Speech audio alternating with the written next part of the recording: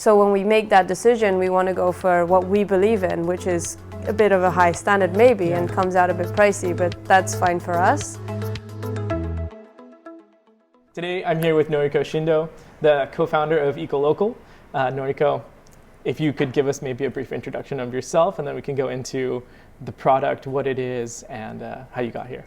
Thanks, Brian. I'm Nori, or Noriko. I'm Japanese by birth and ethnicity, but growing up in London, I consider myself sort of a mishmash on the inside. My career is started in finance and a little bit of product management and consulting. But since, let's say, last year, I've been working on Ekolokal. Nice, really exciting. And so today, what we want to cover is Ekolokal, what it is, what you guys are trying to achieve, and sort of the product story behind it, and then where you guys see yourselves maybe in the next few years. But we also want to talk about creating a startup like this in Japan, and what are the challenges around that, as well as like finding investment, and just what maybe differences there are between even like Japanese consumers versus foreign consumers. Cool. And so let's get started. With Ekolokal, what do you feel like you're solving by bringing this to market? Yeah, thanks. So our mission is to empower individuals to make better choices for themselves, their local community, and the planet. And where it came from is that we know that the government takes surveys as well, like since the past 10, 15 years. But not just that, intuitively, we know that a lot of people nowadays they want to do something better for the environment, but most of the time, like, they just don't, right? And intuitively, we knew that it's probably something around, it's usually more expensive, it's not readily available, so therefore it's a little bit less convenient, and maybe it's just the fact that you don't know where to start. And so we did actually take a survey to check that intuition, and found that yes, the top 3 barriers to not choosing better, let's say, is expensive, inconvenient, and lack of information. And so that's kind of essentially the problem that we're trying to solve, because if we can crack that, then there's all these potential people out there who already want to do better. It's just that they're not really connected to, okay, what are the solutions? What can I do? Nice. I actually think I got a little bit ahead of myself. Maybe we should talk about what Ekolokal is, and then also your co-founder, and go into maybe a little bit of just the introduction there. Yeah, so where are we going from, what Ekolokal is? Let's start with that, and then we can go into maybe your co-founder and how you guys met. Okay, so Ekolokal is a startup with a mission to empower individuals to make better choices for themselves, the local community, and the planet. And we are a Japan-based startup that basically tries to solve for that mission. And our vision that we really want to achieve is to make a world where every single consumption choice by default is regenerative. So what that means is, like, currently we could say that most economical or sort of most consumption or production is in some ways damaging, right? It's a trade-off, but in some ways there's a negative effect to the planet. But we think that doesn't always have to be the case. And we sort of looked at that and said, what if it was more around sustainable or the circular economy? And what we feel is that if you sort of put too much energy in that, you lose the pluses of economic consumption and trade. And so ultimately what we want is like, hey, everybody can just by default choose, what they eat, what they buy, what they use. And as a result, that actually gives back to the planet in some way, or to the community in some way, so that the more people consume, not that we want everyone to consume a lot more, but just the more people consume, it's actually better, not worse, which is what it is today. It's having a positive impact. And I don't know if that answers your question, because like what we do, like it could be anything. So we do have 2 sort of pillars right now, but in our mind, we could be doing anything that sort of helps people on that journey.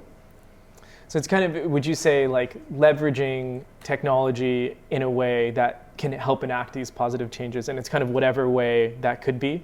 So maybe something that's like a little bit not necessarily ever evolving or ever changing, but something that is taking into consideration any changes that happen, or any, like, let's say everyone does start making these small changes, then maybe you can expand to like a more like large scale vision, something that you would do, maybe consulting or something. Yeah, exactly. Cool.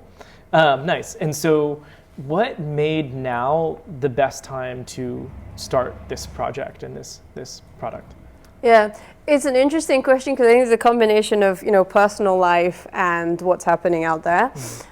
Personal life-wise, so I've been vegan since 2016, and that started when I was abroad. And then coming back to Japan in 2018, pretty much maybe when you came to Japan, I found that people treated the word vegan as if like it was a bit of a cult or a religion. My family thought I'd just been brainwashed abroad. And so I started a small website called Vegino to sort of try to change that, but on the side, nothing as a business. And so that had been going for about 2 years when I met Hélène, who is now the co-founder of Ekolokal. And she sort of just came up to me and said, hey, I have this little idea that I've always wanted to try. Do you want to be my partner to try that? And that happened to be the Eco Map, which is one of our sort of core projects / products. But then in terms of like on a macro level, it's true that as opposed to 2018, when I started Vegino, 2020, when we said we'd start Ekolokal, was a time where, for example, veganism was now known, even amongst the Japanese speakers. I think maybe every week or every other week you'd see an article on Nikkei newspaper about something that was a meat alternative or plant-based or vegan. And still to this day, there's something around that almost every week. And so times also had changed in Japan, where it was no longer being seen as sort of like this, you know, hippie cult, whatever you want to call it, but more as just another way to live. And the reasons behind why someone would choose that was also becoming more widely known. So I personally thought it would be a good time to start such a project. And so that's how I said yes, and that's kind of how it started. That's great. That's great. Yeah, I do think, like we were talking before we started rolling today, even since 2018, I feel like there's been a pretty big shift here in that state of mind. Yeah, we were mentioning maybe some of the more dubious ones, like coming from some of the major change. But yeah, and so you touched a little bit on the Eco Map. And so maybe now would be a good time to go over some of those product offerings. So what are the current product offerings that Ekolokal has? Yeah, we have 2 ongoing and 1 sort of coming up soon. So the first one would be the Eco Map. And right now it's the one you see on the website is actually a beta or a prototype version with listings centered around Tokyo.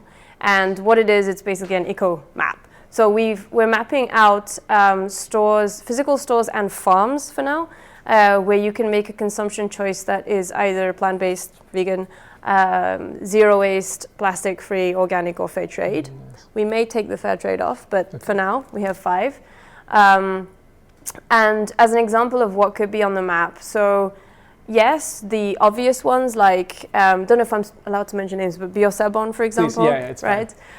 They are now known. Forget a cease and desist letter, we'll edit it out. Yeah. Yeah. They have like a small bulk store section of nuts and maybe oats where you can buy, let's say, zero waste. So they would obviously be on the map, but not so obvious ones, but there's a lot of in Japan that we're trying to cover things like your local rice store, local miso store, tofu store, yaoya, like vegetable store, where by default they are flexible, and then on top of that, they can accept like, okay, let's put it there. They're not so familiar with zero waste or sustainability, but they're just so flexible. Plus, they appreciate that you don't need to take away one of their plastic containers. That most of them would actually happily say yes to you just bringing your Tupperware or saying no to wrapping and stuff. And the other thing I might throw in is that Japan, like in my grandparents' day and age, so recently as 3 to 4 decades ago, Japan used to have a lot of bulk stores around miso, soy sauce, rice, tofu, like all the daily essentials, and that was like the norm. So I think this country has changed rapidly as well, but there are still a lot of stores that remember those days, and so they're kind of, it's not an alien concept if somebody walks up to them and says, can you just put my miso in this? That's great. That's super interesting. I actually have 2 questions around the EcoMap. The first one, you mentioned that you're potentially getting rid of Fairtrade. What's the reasoning behind that? I'm just curious. Yeah. No, it's not like we don't believe in Fairtrade or anything. Yeah. It's just that we are first and foremost, so we want to do everything and anything, right? Like we'd like to point you to the secondhand clothes store. But just for focus, we tried to narrow it down, and that was already 5. Yeah. But we're already beginning to see that 5 is a lot. Plus, when you look at where we're starting from, like externally and in places like this and whatever, we say that we're trying to do this for, first and foremost, for ourselves, local community, and the planet. And Fairtrade kind of fits in that. But when we talk about, a lot of our things that we talk about on our newsletters or Instagram, often they refer to the environment. So while we still want to cover fair trade, ethical issues, and sort of a broader topic, I think when we have to start somewhere, we're starting in the environmental sort of space, as you will, and then we want to expand gradually to more ethical consumption, better for humans as well, like fair trade. Great, so I think we started a bit too broad, and then we're like, let's take a little step back, and then we'll expand again. So for sure. One thing that just kind of occurred to me now for our audience. I don't know that our audience is so aware of some of these terms, and so maybe defining them as we go would be beneficial. So fair trade, to be clear, is, do you want to intro it? Yep, so the ones that we've labeled as fair trade friendly on our map are places that offer products that have certified fair trade imported goods, because they're often imported, but not just. So for example, there's now, I think, a growing number of coffee stores, specialty coffee stores, that if you ask them, they do farm to cup, which means that these coffee stores, most of the time, they go to the farms, and then they have the contract directly with these farms, which means that they know exactly how these coffee beans are grown. They know the people. Of course, they compensate them fairly. Otherwise, it just doesn't. The business won't. It won't last. And so we see that as one form of fair trade. So those kinds of, let's say, coffee providers would also make it to the map. And similar concept for chocolate. There's a concept called bean to bar, which is basically the same thing, but just with cacao beans. That's super interesting. Yeah, I know in the States we have the fair trade certification. It's a little frog logo. Yeah. And yeah, I think that I remember being really in support of it. I remember there was some interesting stuff that we had done with it when I was at Honest. I think it was like specifically like a glasses program for some of the tea farmers that we were working with. I do think it's an interesting project, but I also understand how it is a little bit maybe outside of your core mission at the beginning. And then, maybe that's something you can expand into. And the second question I had about the EcoMap was, how do you get in touch with these places? Where are they sourced from? So it's a combination of us just walking around town, but also people sending us stores that they found. There have also been many organizations, projects, and people that have kindly given us their listings. So a lot of people, maybe you do it too, but have their own Google Map, starred list. And there are a few projects out there that have done what we are trying to achieve, but on just specific areas like Kyoto or even smaller areas.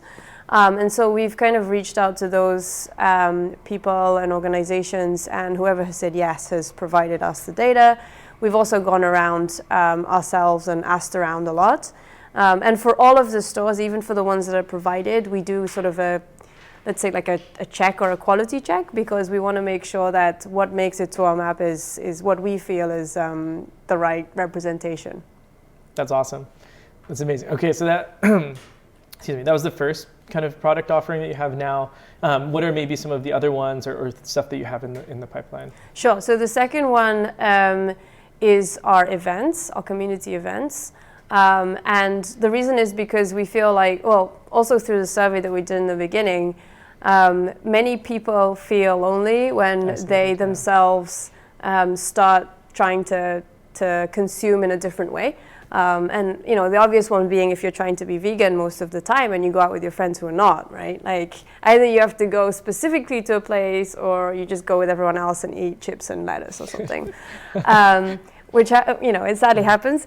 And so one thing that we, from the beginning, agreed to focus on as well is to build a community that would, of like-minded people, and kind of make it sort of not like this serious, you know, dark, or you got to do this and that perfectly, but more just supportive and encouraging and also inspiring in the sense that, you know, people can get new ideas of other people. Oh, that's something I can do and it's super easy. And so the community events are basically something to nurture that, to grow that, and to also give back to them, you know, in terms of just interesting events, or it could be, recently this Saturday we had a marsh in Meguro. It was co-created a collaboration with Impact Hub, which is a co-working office in Meguro. And it was called Responsible Marsh, and basically we got together, I think, 11 to 12 vendors just to sell their products, and these vendors basically are, I don't know how the right word is, but like they meet the same, let's say, requirements as what we would put on the map. But these people are not your miso store or tofu store owners. These would be, you know, small and up and coming craftsmen or vegan businesses or things like that. So yeah, we try and do also those kinds of things. Some of them are paid, some of them are not. One of the most popular ones, I'd say, is our monthly Eco Shop Along. And we try to use the map for that as well, where we sort of pick an area, pick 5 to 7 stores to go around in half a day. And we just take you around, and basically we just shop together. And then sort of finish off with either a coffee or lunch, depending on the time of day. And that has been surprisingly something that a lot of people really love.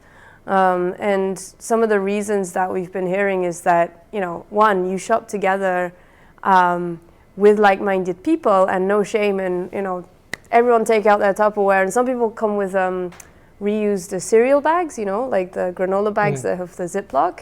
And it's like, one person actually I talked to said that, you know, I knew that I could do this and reuse this. It's just I never had the courage to then come to a bakery and say, can you put it in this? But with everyone else, it's a little bit easier. So those are the kinds of things we do around event, community and events. Yeah, I think that's super interesting. I think there's 2 parts that kind of stand out to me. The first is that I think this is kind of a foreign perspective. I'm from America, but I do feel like in Japan there's so much of stigma to standing out, and I think that providing something like you just described really gives people that ability to, I guess, not feel that they are being annoying when they bring their own containers or something, and it gives them the opportunity to really feel that sense of community, which I think is great.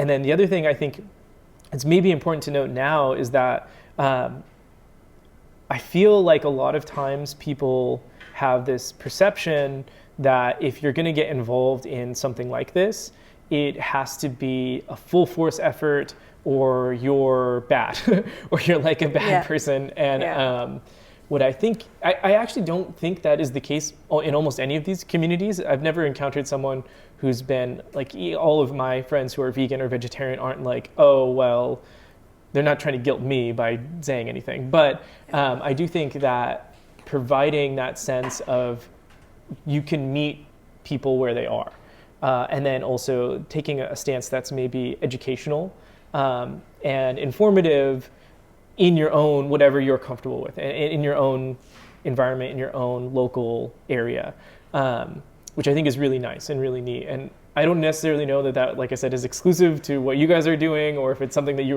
had a big focus on at the beginning. But I do think that is really valuable and almost important to note, because I do think people from the outside can feel like, oh, this is like a walled garden, like this is like a biodome or something that I can't enter. You know what I mean? Like, yeah. So I think that's really nice. I think it's super interesting. And then, you know, what are maybe some of the stuff that you guys have planned for the future, or if there's anything you can share about. Yeah, I'd love to. So date is TBD, but early next year we will have a physical location in Tokyo. The location it's one stop away from Ikebukuro. And basically we'll be taking over what used to be a vegan cafe. And it will still be a vegan cafe. But we want to add, so it used to be quite an awesome, chill, kind of nice place, loved by the community and whatnot. So we want to still keep those elements, but then add certain things. One of them being, we haven't decided on name yet, but the concept will be something like an eco lab. So we would welcome any businesses to try maybe selling their stuff not packaged, for example. And other things would be like for vegan business owners, not cafe, I guess, like food truck, or basically people who have micro bakeries, so they don't have their own stall to sell. We would want to provide sort of an opportunity and a space for them to sell their stuff, or even come by and actually do like, a weekend cafe. So yeah, that would start hopefully February. But yeah, that's like something exciting. And then with that base, we also hope to do more things with the community, like community compost or, whatnot. So yeah, super excited. That's amazing. Nice. And so part of me, I'll just ask. So you did the sustainability startup, I think, pitch night event at the beginning of December. Is that right? Where was this? I saw it on LinkedIn. I'm not actually sure where it was. But I thought there was like some kind of like pitching event that was held like December 1st. Maybe. We go to many, but okay, yeah. Cool. Yeah, maybe it's the one in Venture Cafe. Oh yeah, probably. Yeah. I imagine that that would be a good arena kind of to host maybe things like that in the future. And I think, having a physical location is super interesting, especially with everything you guys are doing. Yeah. Cool. And so now this question kind of came up when I was talking to a couple people about this. And I don't know exactly how we can do this well, but maybe if you could just walk us through the website and potentially like if there's like a mobile version, just how to use Ekolokal overall, like some kind of guide. Yeah, so if you're interested in just checking out the map, then you can go from our website, which is ekolokal.co. And basically, you need to go to the Eco map. There's like a tab at the top. And you can search by area. So you can filter by area. You can filter by one of the sustainability criteria. And you can also filter by if you're looking for a supermarket, farm, local store, or restaurant. And yet, also on that same page at the top, you will find a tab or a button that you can submit any stores that you feel are missing. And then we'll get back to you, or we'll just put it up on the map if we think that it's a great addition. So that will be the map. And then if you are interested in any of the community events or, keeping up to date for our launch for this physical space, I would say just sign up to our mailing list and/or follow us on Instagram. So the mailing list is super easy as well. If you go to our website, at the sort of the second half of the top page, you will see free 7 days Eco Challenge. It's actually a mailing list that starts with a 7-day Eco Challenge, and it's available in both Japanese and English. So after you finish the 7 days Eco Challenge, which basically you just get emails every day for 7 days, then you're just sort of onboarded as, a regular mailing list recipient. Interesting, and that's kind of a unique approach, I think. I don't think I've seen that before. What maybe inspired the 7-day Eco Challenge? So this time last year, Hélène and I every day sent an email for 30 days and did a 30-day version of an Eco Challenge. And part of it was just to gain more subscribers, of course, but part of it was like, what can we do now that might impact people just today, right? And so every day we just send one challenge a day with information around why that challenge is, or how it's relevant to which sort of area of sustainability. I mean, like, for example, let's stop eating meat because XYZ, like it uses this much water or whatnot. Or it could be just, hey, walk around with your cutlery because XYZ. And then we got a lot of great feedback. But one of the feedback we did get was, it's really great and all, but like 30 days is a bit long.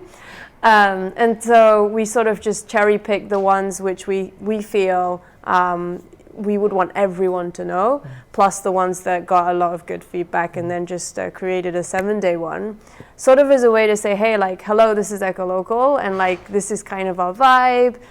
These are the kinds of things you can get to know as you join us. It's kind of a way for us to say hello, I guess. I like it. I like it a lot. Yeah. So you mentioned the cutlery one. Is not eating meat. Are there any other examples that you can give? I don't remember what exactly is in the 7-day one now, because we set that up like, a long time ago. But some of this, we addressed a lot of things like 30 days, right? Yeah. But there's things also just simple as drinking tap water, and why, at least in Japan, why that's actually also good for your health. Just because, I don't know if you know, but like, the minerals, and versus if it's bottled, they actually take out everything, right? And then they put it in plastic bottles. But then science has also proven that the plastic or microplastic seeps out from the bottles. And so not only are you missing out on all the good minerals and whatnot that comes through the tap, you're actually then adding on sort of a layer of toxicity. So we talk about stuff like that as well, but also things like, hey, just refuse, do you know oshibori? Like the wet towels you get in restaurants? Yes. That is actually, people just don't, like, I didn't realize it either, but it's wrapped in plastic. Yeah. And it's just as simple as saying no and just going to wash your hands. So even things like that, to, meat, sort of, what else did we throw in? I guess those are kind of the things. Fairtrade as well, trying to explain how to see what is a Fairtrade product, where to go. There's also, on top of the frog mark one that you mentioned earlier, there's another one, I think, more Europe-based. I haven't seen it. So there's like 2 or 3 international, what you would call like licensings or marks, right? So we try to, put a light on all of them. Nice. Yeah. Cool. Really cool. That's awesome. Nice. And so you mentioned that people can submit their own locations. I also noticed you guys have recipes on the website. How can the audience get involved in general? Is there like a specific area on the website that they should be looking at, or should they message you? Yeah, it depends how you want to get involved. Like, if you want to sort of tag along, be part of our community, then the mailing list and Instagram is sort of the surest ways. But in the Instagram, we do sort of stay away from recipes, and that's why we have that up on the website, which is still a bit under construction, because then it takes you to Vegino. But the Instagram, we also do have a separate Instagram for recipes if you're interested, right? And then in terms of the mailing list, what it gives you is we will send you information updates around events that you can sign up to, free and paid, and upcoming anythings really that we've got. So. But then if you're looking to get involved sort of more professionally or as a volunteer, then the best way is just to reach out either through the website or, I don't know, my contacts, which you can list, right? So either is fine. Cool. Yeah. Okay. Awesome. So the next question that I have here is how did you find and build a community? I feel like we touched on that a little bit, but if you want to expand maybe on like your personal journey or how you met Hélène. Yeah, that's great. It's like a Corona meeting actually, because so I'd been working on Vegino for like 2 years before I met Hélène, and our mutual connection who does urban farming. So he said, I want to connect you to someone, and then he connected the 2 of us on Facebook Messenger or something. Hélène reaches out and says, I'm doing this. I just started this podcast. Called Multi-Night Transition, and I'd like you to be my guest speaker and talk about Vegino and your plant-based lifestyle.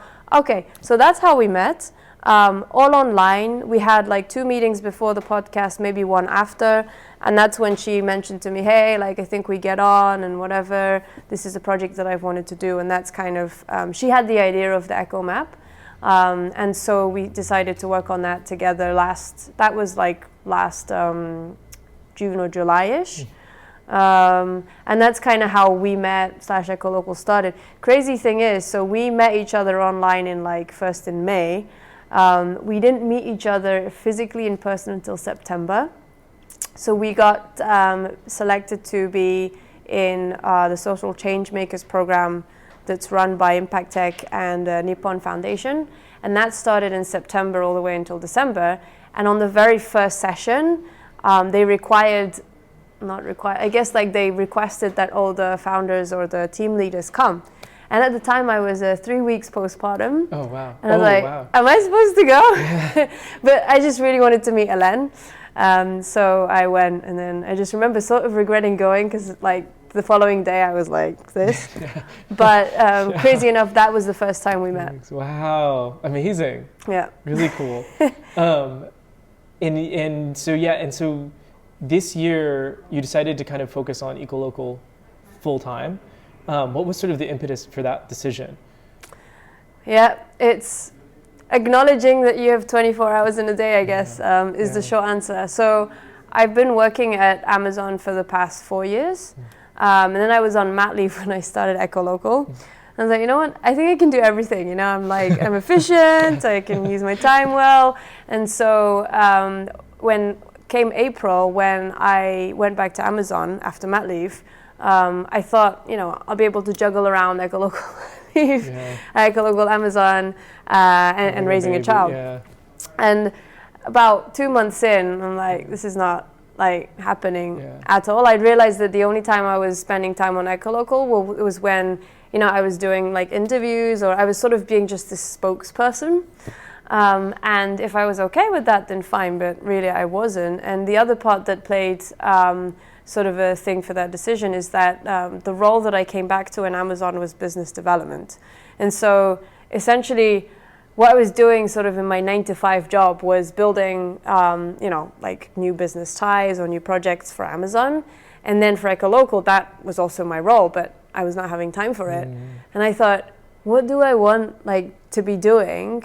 Do I want to spend all my time on a business that has provided me a lot of, you know, growth and fun, and I really love the job and stuff, but, you know, ultimately it will do fine without me, versus this business that I founded last year.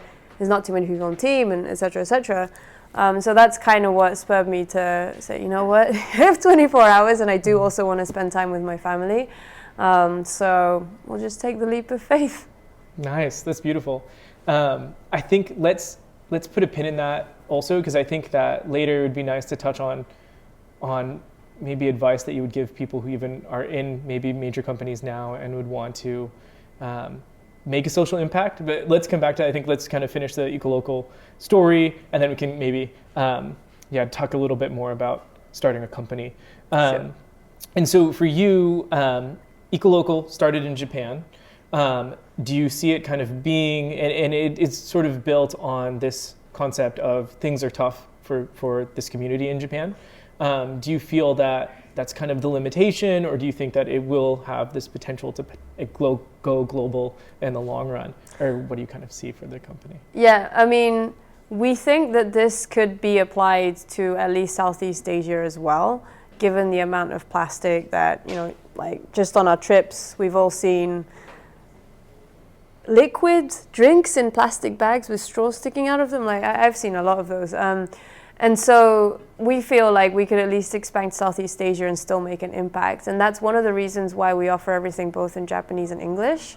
Yes, it was also to cater for our audience here who are non-Japanese speakers, but at the same time, we felt like if we could start it bilingual from the beginning, then anytime we want to actually, you know, go out to Southeast Asia, this could be an easy way to do so. And so that was the thought behind it being bilingual, which in the beginning was super tough. But yeah, that's kind of where we see. But I guess not all of the things that we do will be applicable, you know, everywhere and anywhere, even just to Southeast Asia. Things like our physical space or even the community events.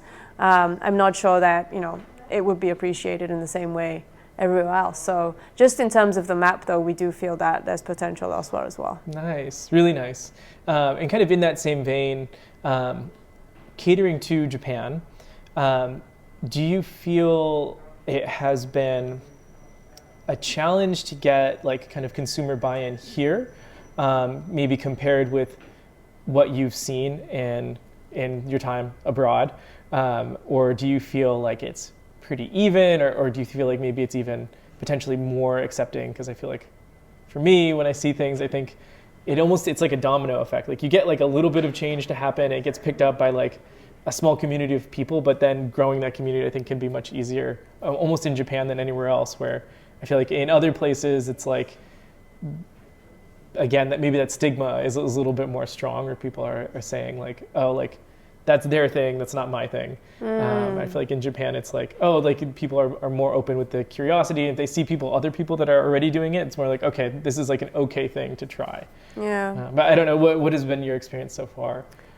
I think like just taking, for example, veganism as a good example of this, it's interesting because I think once it gets mentioned by enough, let's say, major media outlets, it becomes acceptable almost for it to be a normal choice. And once it reaches that level of recognition, it's a lot easier to then get, what the domino effect you were mentioning.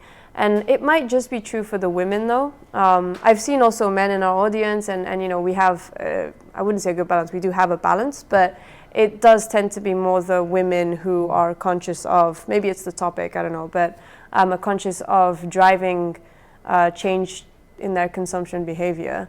But yeah, like veganism, like I said previously when I came back in 2018, was seen as something alien.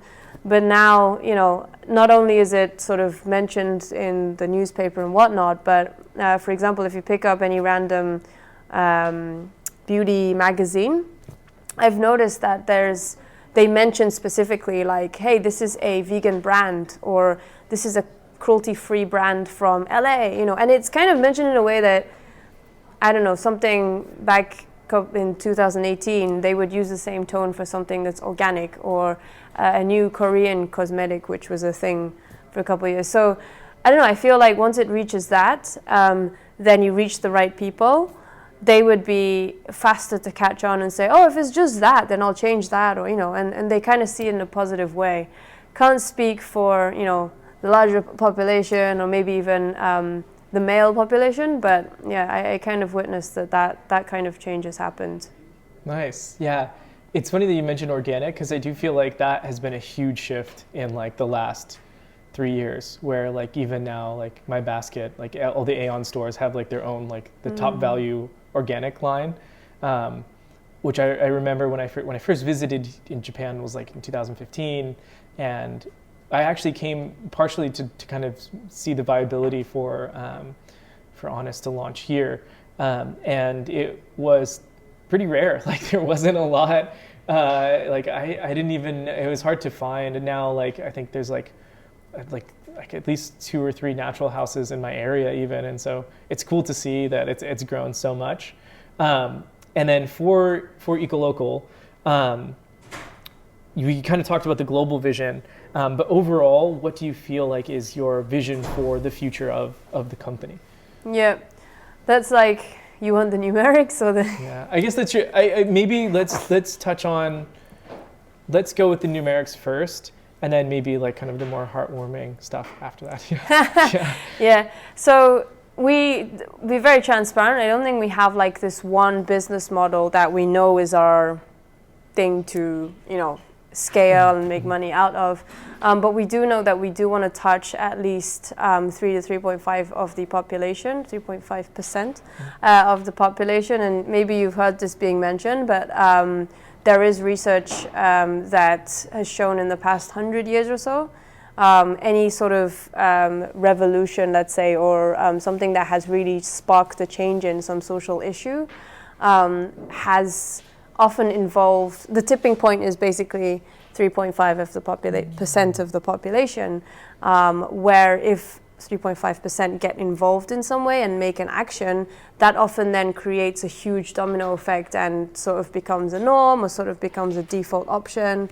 And so that for us is like our numeric goal. Just, they don't have to be paid users, but to get at least 3.5% of Japan's population sort of involved with us.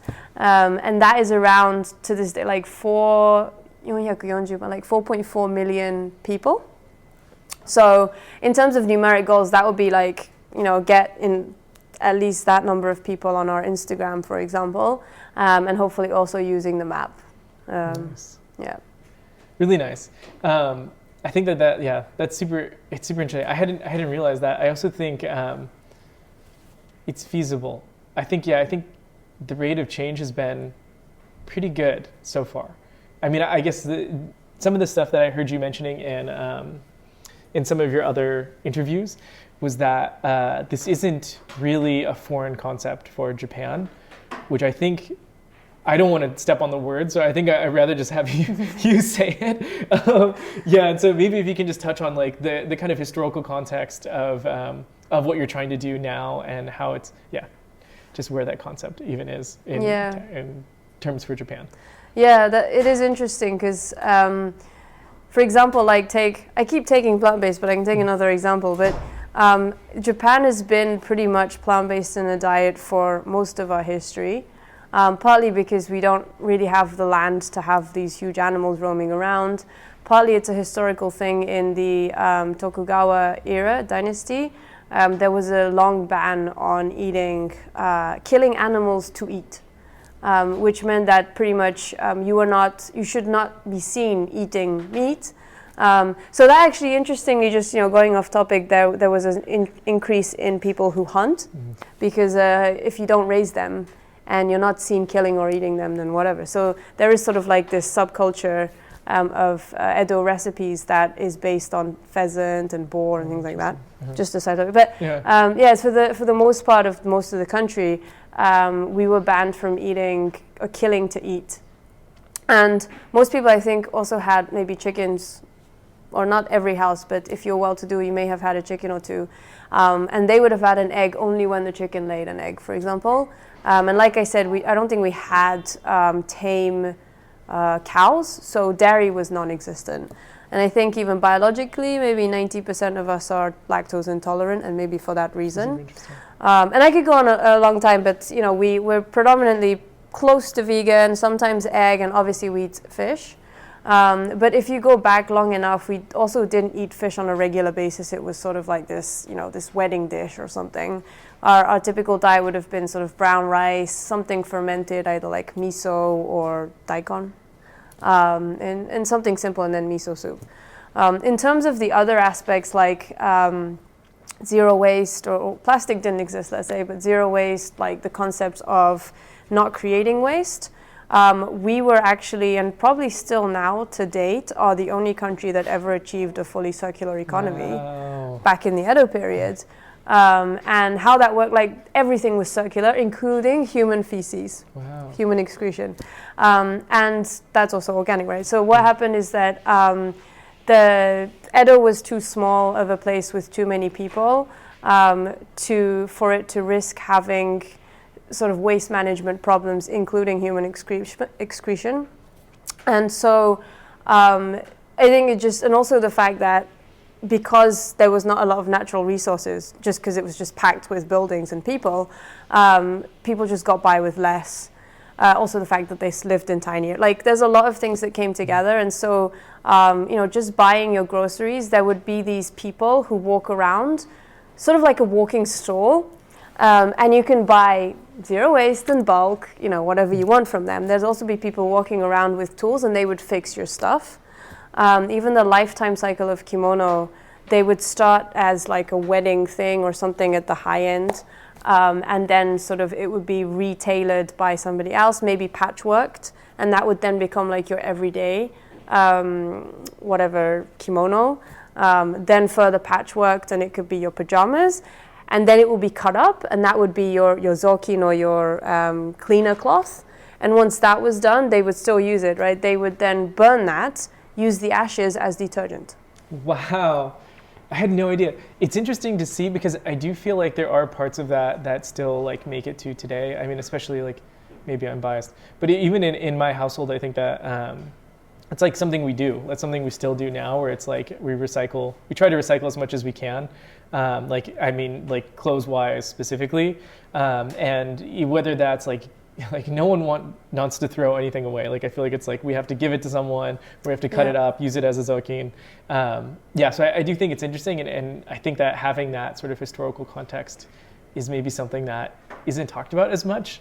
And it's something that's super interesting. And it's a bit of a shame that, like, I mean, we can't do it in the same way or the same scale, right? But like, it is a bit of a shame that we were able to do it once and then somehow we're just very far from that.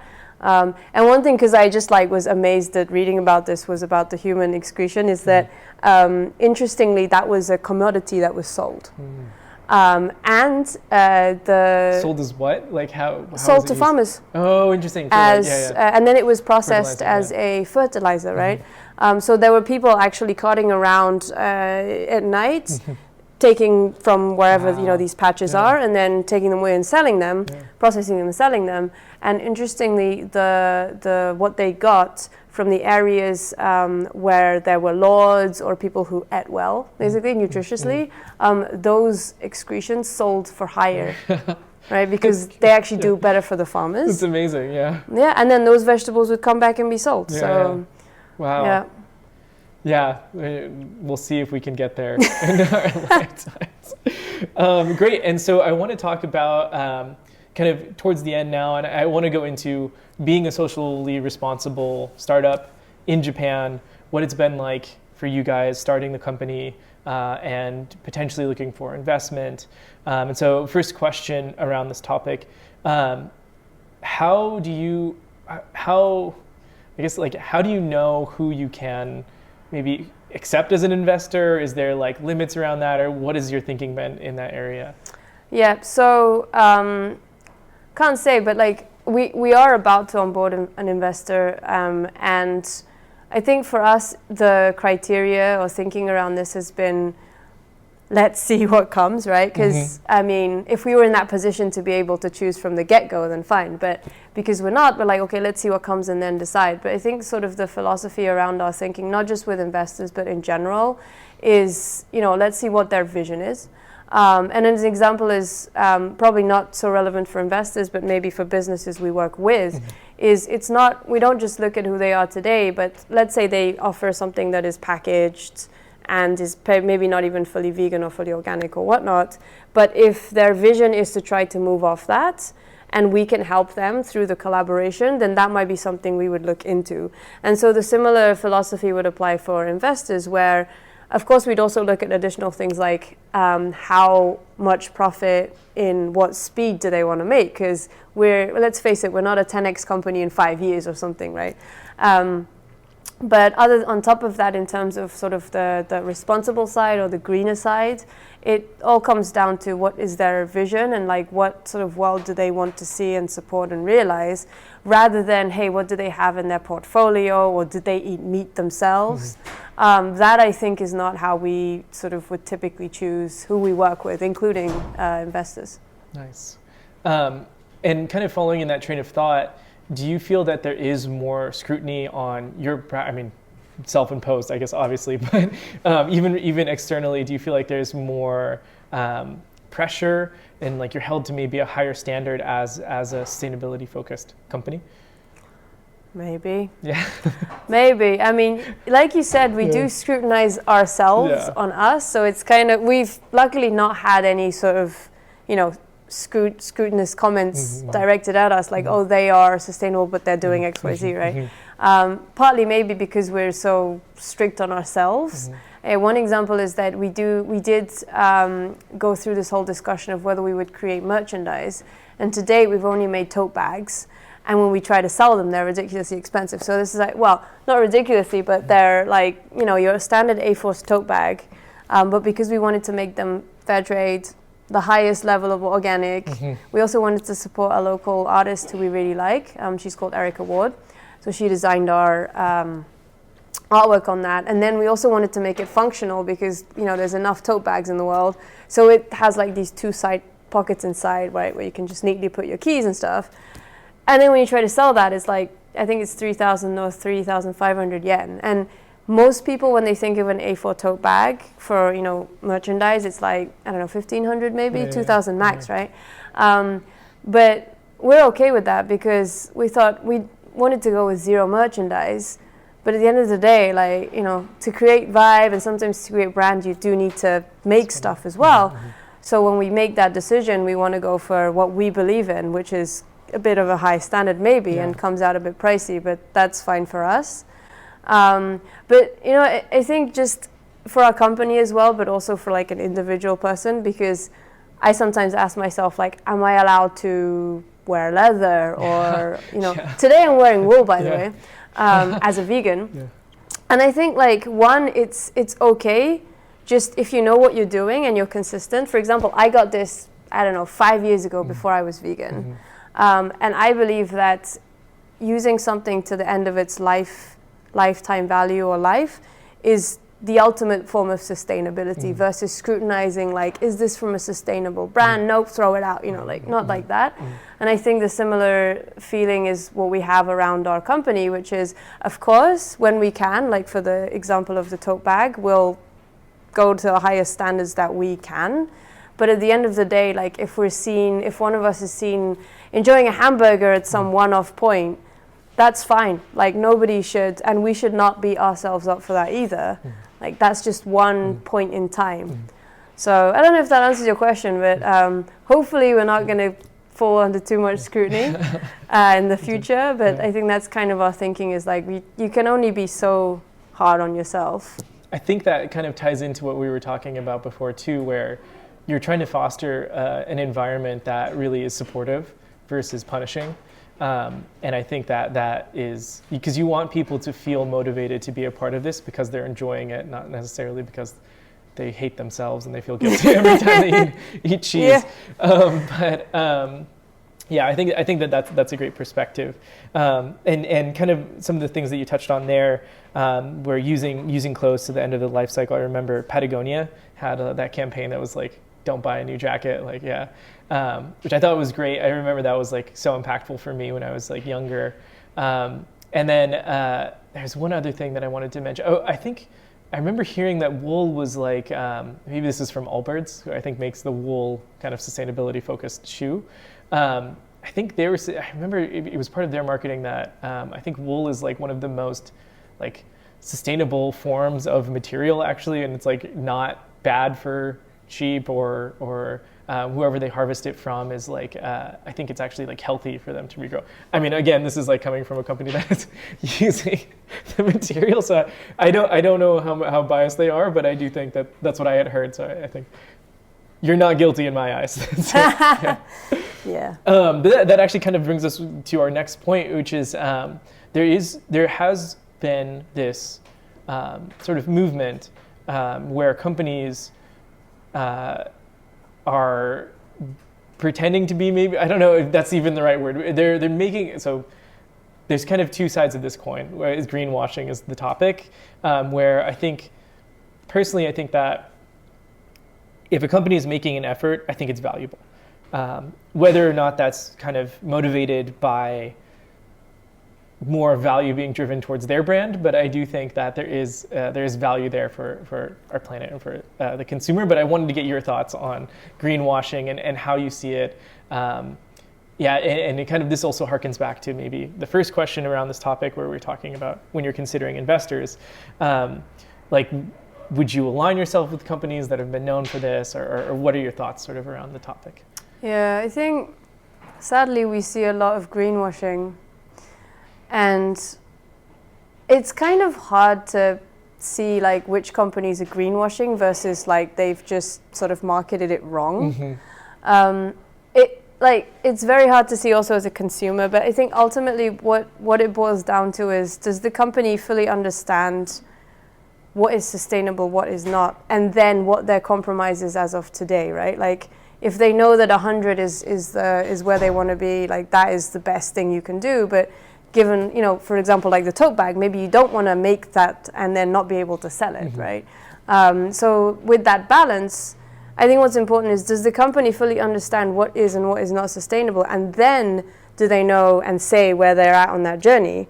If that is the case, even if the message might come off as greenwashing, I personally think that's okay. Although it can be confusing for consumers. However, what I do see a lot is that many companies, I feel, don't actually understand what is sustainable, or they fully acknowledge that what they're onto is not sustainable, yet they market it in a way that looks like, hey, you know.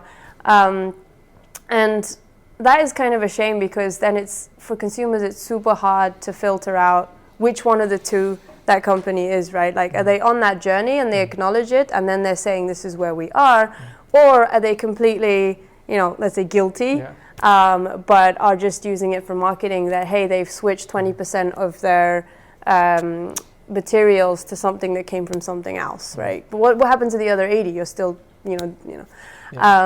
and I think, if you're a consumer, the best way to sort of see through that, unfortunately, is to get better educated for now. Like, there's no sort of hack, I'd say. And that's partly why we're also trying to do that part of the education, and hence the empowering part, right? Because part of the things we do is to try to arm you with the knowledge and the resources to be able to make those decisions yourself and happily. But yeah, it is a bit of a shame, because I do also feel there are a handful of companies that have sort of, even if previously they've known for horrible practices or a lot of chemicals in their food or whatever it is, like, you can see that they're slowly trying to shift. And the bigger the company, of course, it's like harder and slower. But yeah, it's just a shame, because then as a consumer, you're not able to see that difference, and you might just be influenced by, obviously, the emotional side of marketing, but also the fact that you've known that this company A, B, or C has been like a bad player in the eyes of sustainability. So yeah, it's not an easy topic, right? Yeah. This is great. That was a really good answer, actually. I feel like, Thank you. I feel like you did a good, that was really good. I have nothing to add, honestly. I think you hit the nail on the head. I think that, it's tough. And I think that the biggest detriment is really that kind of clouding of the marketplace, so you don't know who to trust. And I think that what you're doing here with Ekolokal is a great step in the right direction to helping educate the consumer. Cool. And so, kind of to wrap things up, I think that it would be great if you could just give your thoughts on people who are maybe in a situation, they want to get more involved, maybe someone even like you, where they have a day job and there are only 24 hours. What advice would you give someone maybe working in, it doesn't even have to be a big company, just working in an environment where they feel maybe misaligned and they want to make a social impact? Yeah. So I have two things, actually. So one is my personal story, which is I was in, like I mentioned, in Amazon in the past 4 years.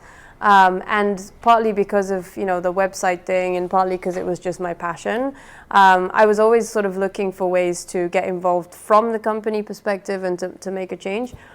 So I signed up, when I saw something about sustainability pop up, I signed up for this, what they call like an affinity group in the company, but basically in a volunteer group, within, made up of the employees.